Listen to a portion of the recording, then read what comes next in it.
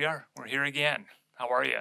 I'm good. How are you doing? Good, good. So, um, you just got off of a wonderful break. You had a vacation.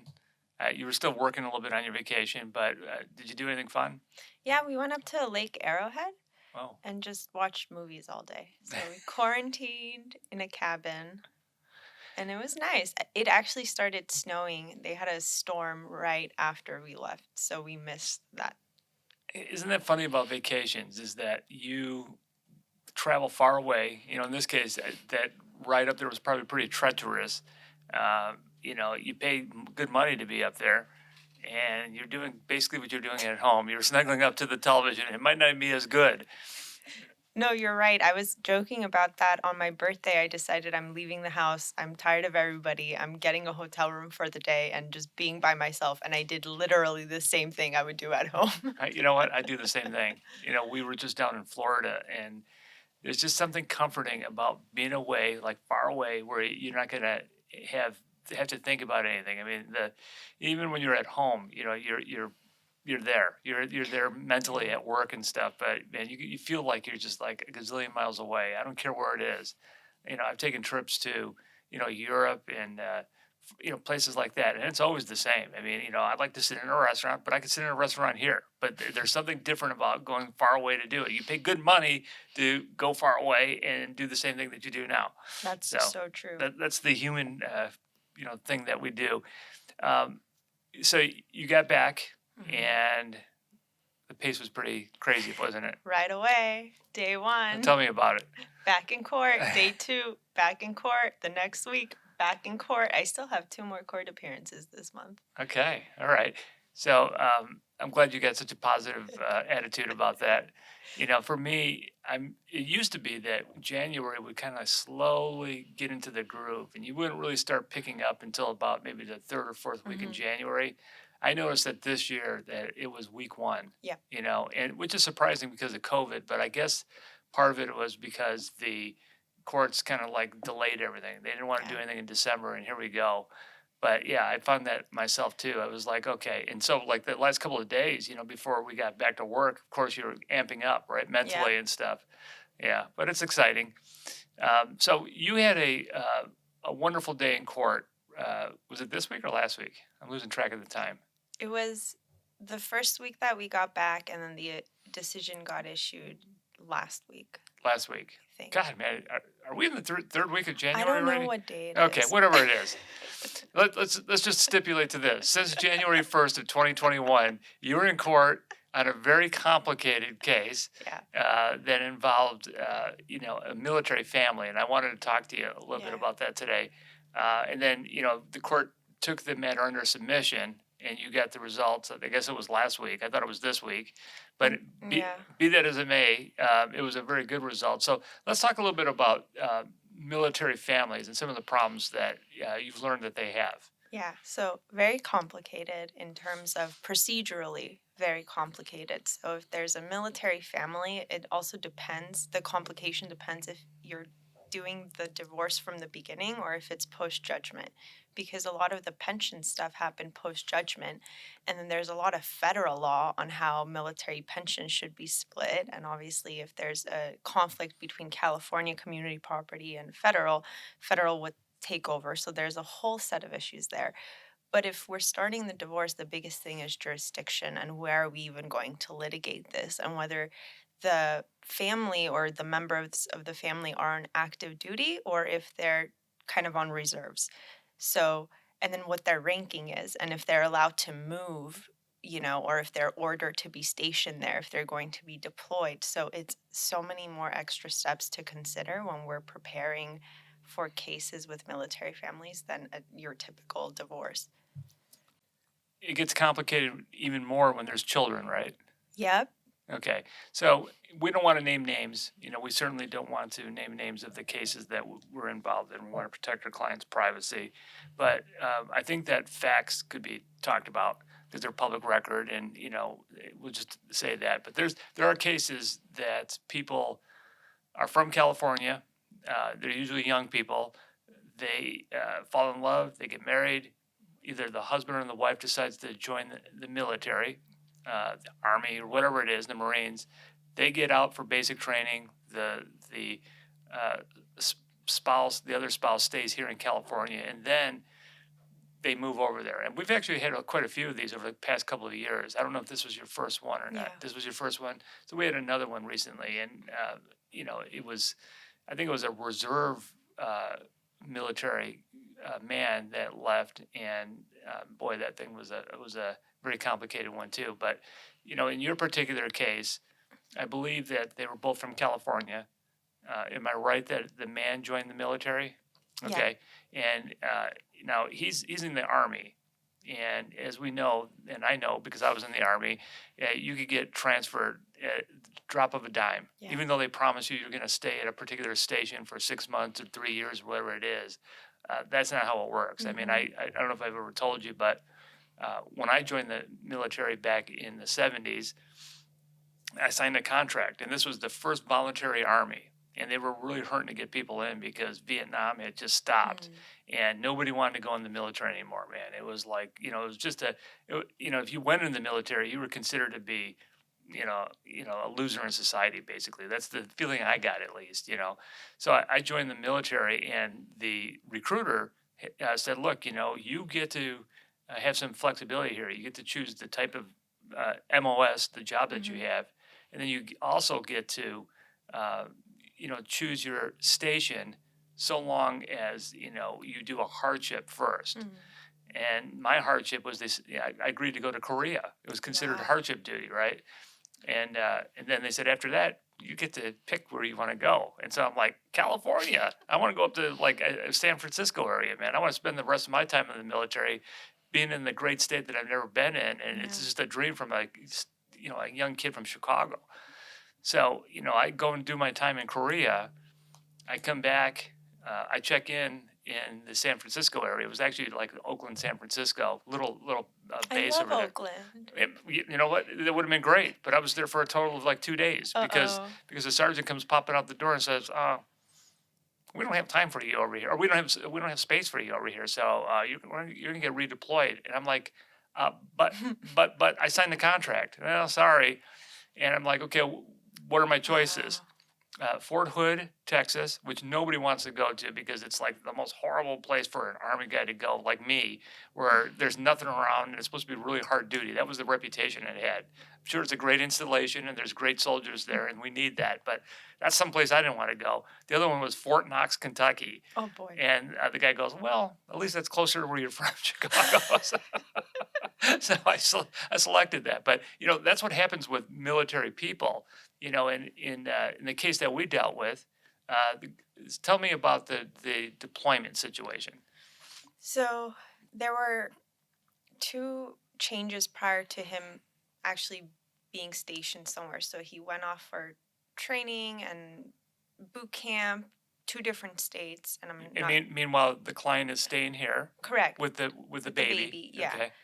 And then, he gets ordered to go to Fort Hood, Texas. Was it Fort Hood? I Yeah. didn't know that. Oh my God. I was waiting to drop that on you. And they then kind of, fly over to Texas. And then he gets deployed to Iraq and Syria. And Okay, now if I had the choice between Fort Hood and Iraq and Syria, I think that Fort Hood would be good. So he goes to a real hardship duty to Iraq yeah, and Syria, yeah, super tough. straight from Fort Hood. He goes Yep. boom. So it's basic training, Fort Hood, Texas, and then guess what? Because I think he was like a ranger or something like that, right? Yeah, Or something like that. Yeah. But his services were requested Yes. overseas in a dangerous place. So he Yes. goes over there. Mom is still here in California. Mom was flying from Texas back to California, from California back to Texas. So there were extensive briefing on exact timelines and exact durations of when she was in California with the child, which is necessary if you're arguing child custody and jurisdiction under the UGA code. So there's a lot of kind of math in how many months and how old the child is in these months and all of that stuff. So then he Well, let me just ask you this. So at some point while he's in the military, she flies to Texas with the baby Mm-hmm. and takes up residence at Mm-hmm. Fort Hood, Texas, on base. It sounds like Yeah, right. on base. So this is It's not base. I'm sorry, my fellow Army guys. It's on post. yes. Okay, So go it's ahead. military housing, which is important because they were living where the military is living, right? So they're not getting their own separate lease or their own separate property out in Texas. They're still very much It's in called BAQ housing. Yeah, So and- he's of a certain rank, and they provide him because he's married and he's got a baby. right. They provide him with some, probably a pretty nice little, like it's almost like a condo on the Yeah. installation. Okay. Exactly. And so that's where she is when she's in Texas. But one of the things that we brought up was that that was pretty much it in terms of her being in Texas. She wasn't working there, she wasn't studying there, she wasn't part of the community or, going to like social church kind of organizations and stuff like that, which is important when we're talking about personal jurisdiction in terms of purposeful availment and minimum contacts and all that fun stuff. So was she there while in Texas in Fort Hood while he was in Kuwait or wherever he was? She was both in California and in Texas. So she going was back and forth. Going back and forth. Because her parents are here and her whole life is here in California. Everybody's here. Yeah. Okay. And so he then comes back. So he, returns from duty in Iraq. And shortly thereafter, a couple of months thereafter, they separate and she flies with the baby back to California with his consent and files for legal separation. Okay, so here. let's not skip a point. I mean, this was a marriage that was having some problems, Mhm. and at about the time that he went to California, he went to go visit his family. Is that right? So she was in Texas, and then just kind of around their separation, he flew out here to visit his family. Right. He was on leave, so Right. like a vacation. So it's not that that he didn't take up residence again here because he was supposed to be at Right. Fort Hood, but he had a leave of absence. Yes. Some time off. He comes out here by himself. Yep. And then during this time they're having problems. Yep. Okay. Then mom follows suit on Mhm. on a different flight on a different day. Actually, they ended up running into each other at the airport. So Same day? his return, it was the same airplane. So Okay. the airplane he returned on was her kind of departure Yeah. airplane. So Yeah, but she didn't fly back there the same day.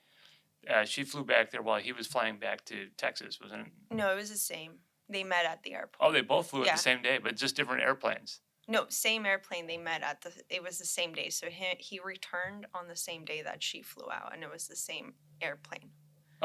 Okay. So let me make this clear: is he's returning to Texas Mm-hmm. while she's going to California, and in LAX or Burbank or wherever it was, Mm-hmm.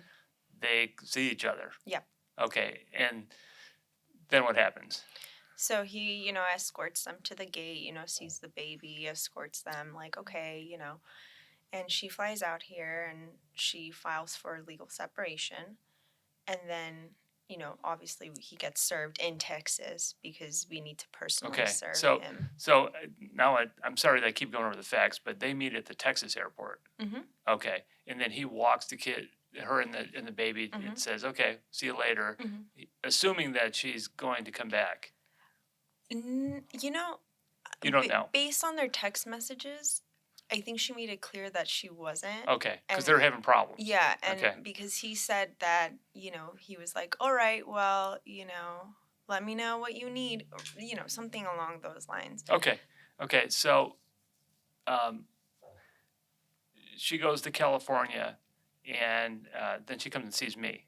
Yeah. Okay, because I'm part of the story. I mean, We always come to Donald Schweitzer when we come to California. First So- stop after LAX. So I got to tell you that when I met the client, I didn't know whether or not we definitely could win the jurisdiction issue because, I knew that military families were unique and there's unique laws concerning Yeah. military families. You already mentioned pensions.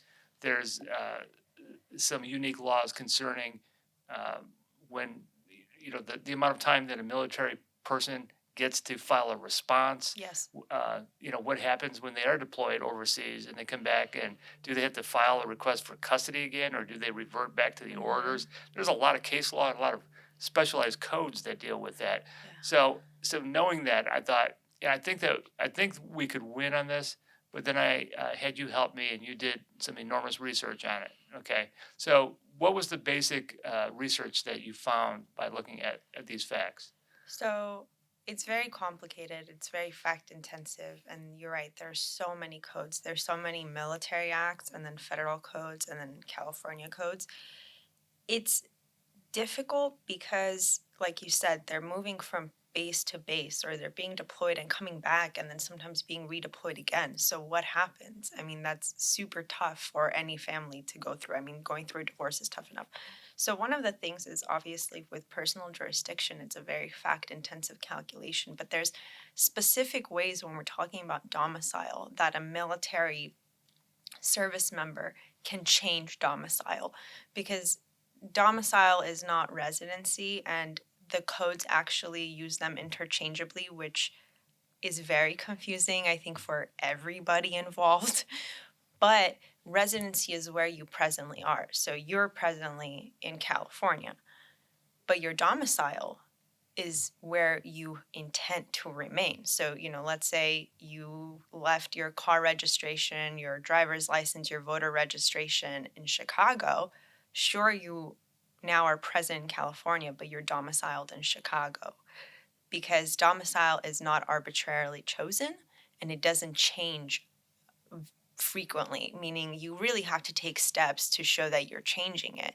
You could be resident of multiple states at the same time, but you only have one domicile. Doesn't it seem like there's almost an intent analysis? Yeah. So it's really, what is the intent? And the intent can't be kind of leading to show that you are resident or present in that state. It really needs to show that you intend to remain. And you can't just say, well, I intend to remain, which is what happened in this case. And the judge said that's not good enough. And I can't just take your word as gospel, so to speak. Where's the evidence showing that you intend to remain? So it's a lot of facts. The trickiest part about all of this is you can't do discovery. Because as soon as you do discovery, if I issued discovery on them and they answered, boom, jurisdiction right away, because they just accepted it, right? When we're dealing with cases like this where one person is contesting it, they're appearing on a limited scale, saying, hey, me being in court does not mean I agree to, receiving the orders of this court. Well, let's make it clear, is once you got on board Yeah. and we filed our summons and petition for legal Mhm. separation, Yeah. and then we filed, we just got there. Next Yeah. thing we knew it, there was a motion to quash. Right, So he lawyers up, right. files a motion to quash, Mhm. and basically what is he saying in that motion to quash? He's saying, I don't agree based on a personal jurisdiction. So What's he asking the court to do? to quash it, meaning to just get rid of our summons and petition, and just literally, like, if you quash something, squash, I Yeah, guess. I always Squash, thought quash. that was funny. We call it quash. Yeah. Motion to squash. So, so what is he asking the court to do, though? To not only get rid of it, but what's his Dismiss argument? And his argument, he wants the court to find what? To find that the court doesn't have power over him. So, in order for the court to have power of any case, and this is just any case at all, the court needs to have power over the issues in the case and the parties in the case. And it needs to be the appropriate venue, forum to do that. And that all is a very complicated analysis. So he's not saying there's no subject matter here, you don't have power over the issue. He's saying you don't have power to make orders over me because I don't think I'm domiciled here. And therefore, you don't have power over me. This court does not have power over me. So that was his basic argument. Which I find interesting, because I think, I don't know if this is an appropriate argument after watching you go through this and reading the court's decision. But if I were on the other side, I might say, you know what, she could get her divorce here, but California is not the home state of the minor child. So, and from what I understand, that never played into the argument because the way he pled. Yeah, that it was very confusing. It's a very confusing case. And so I brought that up kind of because I assumed like that's also what they're asking. And you know how it is. Sometimes you get into court and then somebody brings something up. You don't want to be unprepared. But as soon as we got there, the judge was like, I'm not concerned over UGO, over the custody of the child or issues dealing with the child. I'm not concerned with that. I'm not going to rule on that. And then I was like, uh-oh, what is going on? What did I And miss? what did I miss? But I do think that now, and I've been thinking about this for quite a few days, if they were to now go back and try to redo or refile another motion to quash based off of that, I think res judicata claim preclusion would kick in and say, no, you should have done that in the very beginning. So, like I learned in law school, put everything in the first thing and then amend it if you need to. But yeah, it's tough. I mean, to go up there and the judge say, I only care about these two issues, and like half of my brief is on a different topic. It was really stressful. And then I just quickly scrolled and read the thing all over again, and but it was a surprise. Yeah. But In law school, every attorney throughout the nation studies what we call civil procedure. Mhm. And right from the beginning, I think it's at the very beginning of the course, they talk about minimum contacts, and that's something that's definitely on the bar exam. And there's a famous case called international Shoe, shoe. right? And I don't know what it is, but I did well in, I in don't that think class. anyone knows what international. I know what it is. It's minimum contacts. You have to touch and concern, and the idea is that it's fair.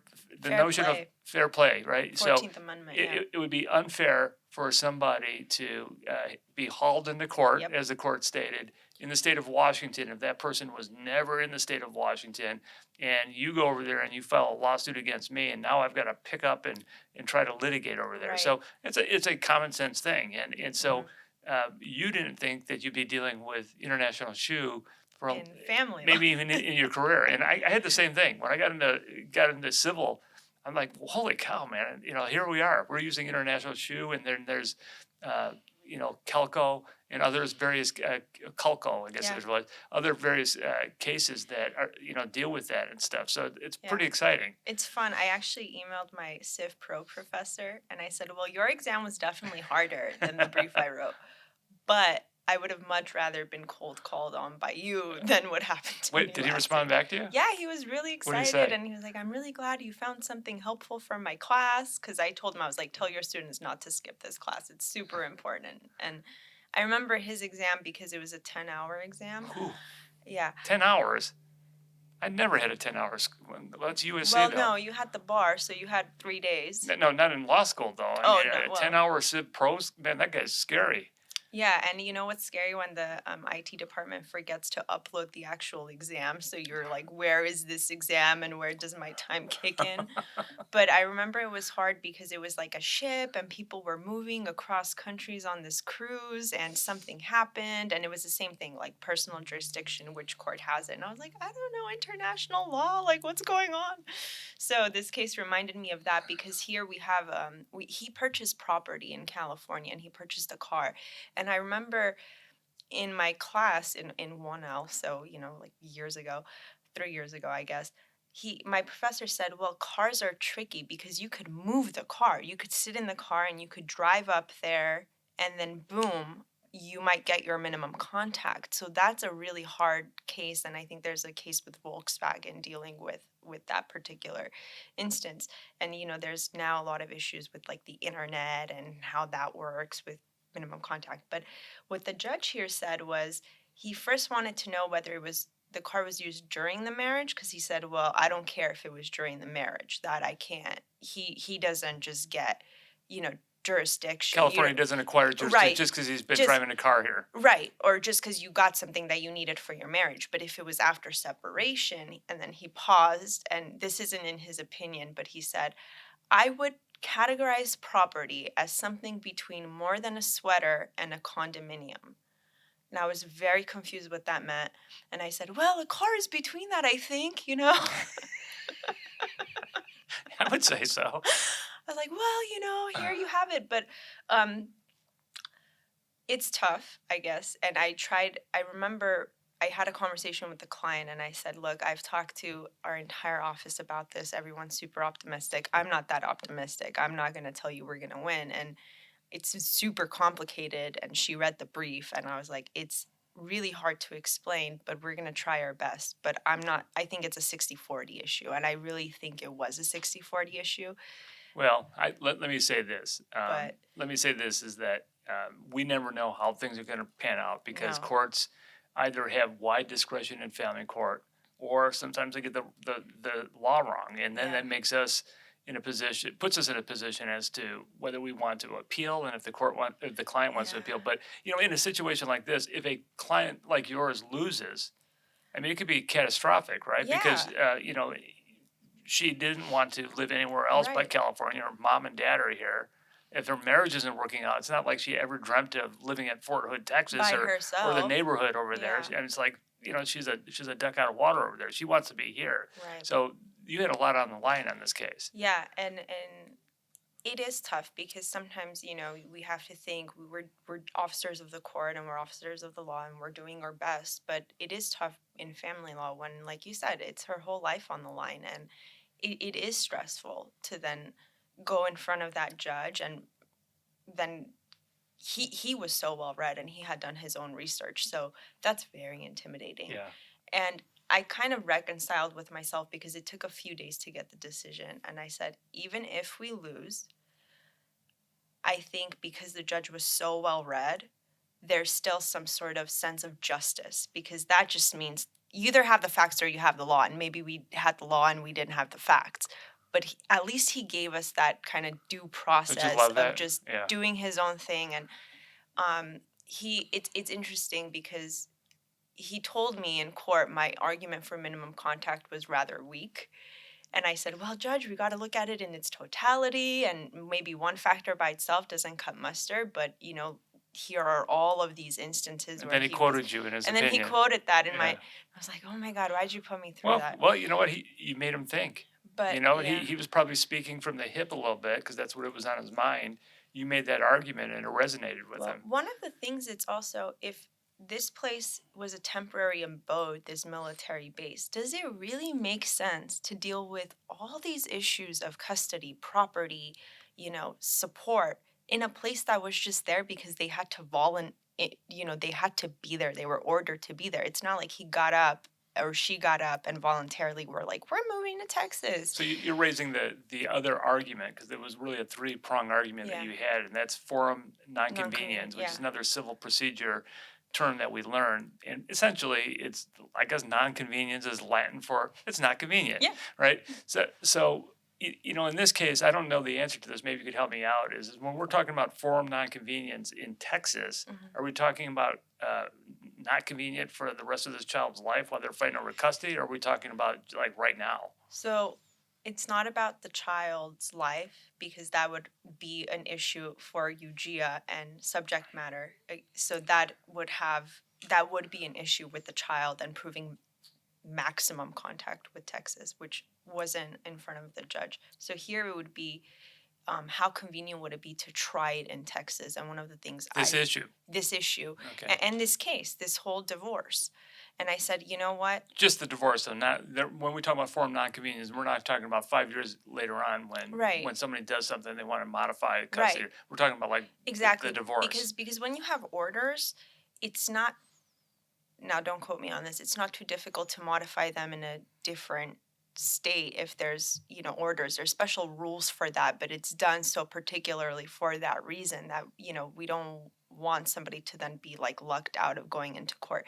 So for this situation, one of the arguments I said was she has to now get an attorney in Texas. She needs to pay for her witnesses to be there, she has to not only pay for them, she has to pay if they need to fly out there for their court calls, for their, necessities, if she needs to take the child there. And then, what's the point? California already knows the facts. They already know the parties. And I, said offhand, like, assumingly California court has time to try this. And he was like, don't quote me on California having time to try this. And, as a joke. But I said, it just, everything is here. All the evidence is here. So why are we going over there? we're here already. And so he then kind of did the inverse of that argument against him in the statement of decision and said, well, against the other side. yeah, well, you could appear by video call. So your, contention that California is not convenient for you doesn't make sense, because if she filed here, then it's presumably convenient for her here, and you have a higher burden to try to change that, because I actually don't have discretion to make her change her form to Texas right now. Yeah. So again, you're talking about personal jurisdiction, and I guess during the argument you told me that the opposing counsel wanted to constantly talk about our client. Yeah. And whether California had personal jurisdiction over her, and she kept arguing, well, she moved over there and she was going to the laundries and things like that, and the court kept stopping her and saying, no, it's not about her, it's about him. Yep. So with that in mind, I think that you helped us on a matter that Brooke had, and that was Yeah. a different minimum context issue. It was child support. International too. Yeah, was it international? Yes. Well, actually, it was New York to California, but okay, it could never mind. potentially be Israel. But really, what we were wondering is the father of the child who's living in New York, is he going to have personal contacts with California?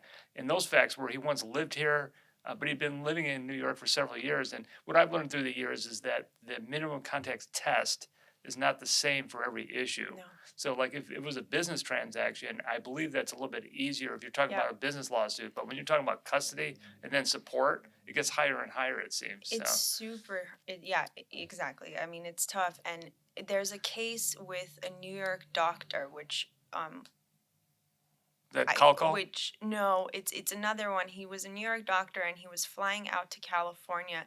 He was taking specifically seminars where he taught in California just so he could see the child. And so mom said, well, he had personal jurisdiction because he flew out here for seminars. And the court said, no, I can't. That would be so prejudicial against parents, because then they wouldn't want to fly to see their children if they know that they're going to get served with a lawsuit, or they're going to avail themselves to the court by just coming in and seeing their kids. Yeah. So it's tough. Once you reach domicile, do you have to go to minimum contacts?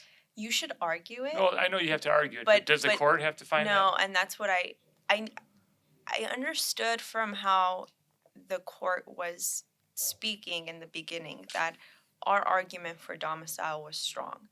So in the end, in closing, I said, well, if you find domicile, you don't even need to go to my minimum contact argument. Just let it be weak. Just, and he kind of paused, because it's a or analysis. It's not an and analysis. You don't need everything. You Yeah. need one. Yeah. So, but yeah, and I'm glad it came out that way. And he even said, well, even if it wasn't domiciled here, there's still minimum contact. And I was like, okay. Oh, good. So, But I just wanted to bring this today because I like to celebrate our victories, and recognize excellence. And you did an awesome job. I know that you put in so many hours in prepping for this thing. And I even talked to Mane H. and said that you were practicing your arguments with her and Yeah. stuff. So, good job, yeah. and thanks for the education on military families and minimum contacts. Thanks, Don. Okay, we'll see you next time.